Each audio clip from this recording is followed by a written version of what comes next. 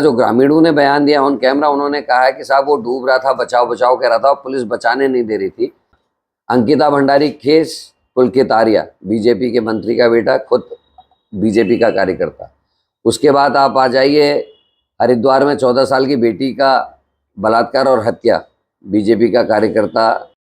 देखिए, law and order चौपट है पूरे प्रदेश में, और यहाँ भी जो घटना घटी है उसमें जो मैं आज अखबारों में देख रहा हूँ, ये बताया जा रहा है कि साहब उस पर मुकदमे थे, ये थे, एक मुकदमा उस पर था, उसके परिजनों में था। मैं कह रहा हूँ चलो मान लिया कि अपराधी था, परंतु जो सबूत है वो तो कुछ और ही कह रहे हैं। मृत्यु 12:30-1 बजे रात को हो जाती है, और सुबह अजान के टाइम में आप स्कूटी बरामद करके उसमें मांस दिखा रहे हैं। आप शंका के आधार पर किसी की पिटाई नहीं कर सकते। और दूसरा, जो ग्रामीणों ने बयान दिया ऑन कैमरा, उन्होंने कहा है कि साहब वो डूब रहा था, बचाओ बचाओ कह रहा था, पुलिस बचाने नहीं दे रही थी। बल्कि ये होना चाहिए था, अपराधी भी अगर कभी सुसाइड करने की कोशिश करता है तो पुलिस उससे बचाती है। यहाँ तक के उदाहरण हैं कि जिनको फांसी की सजा होती है, अगर वो फांसी की डेट से पहले आत्महत्या की कोशिश करते हैं तो पुलिस बचाती है उनको, क्योंकि जो सजा है वो कानून की संबद्ध धाराओं के आधार पर होती है, ना कि किसी को आप मार सकते हैं। जैसा कि यतीश्वरानंद जी ने बयान दिया प्रेस करके कि गोली मार देनी चाहिए थी, तो इससे बीजेपी और बीजेपी संगठन की नीयत पता चलती है। इस तरीके से कानून को हाथ में लेकर काम नहीं होना चाहिए। हम लॉ एंड ऑर्डर को लेकर आज एसएसपी देहरादून का घेराव कर रहे हैं, और आज क्योंकि खटीमा गोलीकांड का भी दिन है तो उनको शहीदों को श्रद्धांजलि भी आज दी है, और अभी हम लोग वहाँ उनके घेराव के लिए जा रहे हैं। रेप की घटनाएं लगातार उत्तराखंड में बढ़ रही है, देहरादून के बाद उधम सिंह नगर, उससे पहले और भादराबाद का ही मामला था।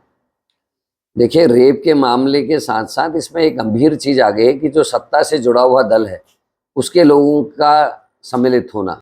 अंकिता भंडारी केस, पुलकित आर्या बीजेपी के मंत्री का बेटा, खुद बीजेपी का कार्यकर्ता।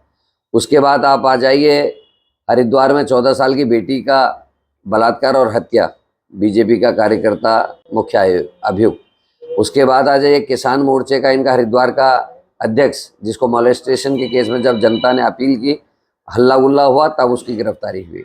उसके बाद आप आ जाइए चंपावत के इनके मंडल अध्यक्ष, जो आज जमानत में बाहर हैं। केस कमज़ोर पुलिस ने बनाया, इसलिए वो जमानत में आज बाहर हैं। उसके बाद आ जाइए आप सल्ट, 2 दिन पहले वहाँ भी रिपोर्ट दर्ज हुई और कल उसको देर रात गिरफ्तार किया गया है, वो भी इनका मंडल अध्यक्ष।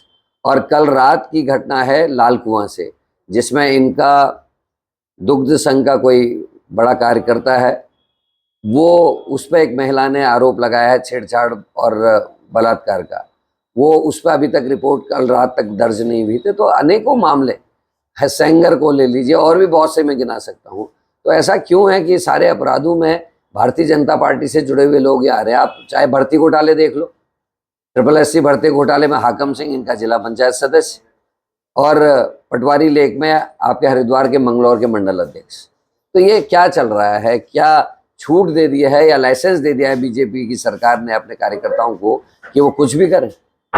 लोग लगातार कठोर कानून की मांग कर रहे हैं, क्योंकि तमाम राज्यों में भी मामले सामने आ रहे हैं। देखिए, कानून से कुछ नहीं होता। निर्भया हत्याकांड के बाद कठोर कानून बनाया, तो क्या उसके बाद बलात्कार रुक गए? ये तो सामाजिक चेतना की बात है, सरकारों को सख्त रवैये की बात है, लॉ एंड ऑर्डर को ठीक करने की बात है। जहाँ लॉ एंड ऑर्डर ठीक रहता है, लॉ एंड ऑर्डर ठीक रहे, सामाजिक जागरूकता रहे, तो निश्चित ही इस तरीके की चीज़ों को ख़त्म किया जा सकता है। खाली कानून बनाने की तीसरी करने से कुछ नहीं होगा।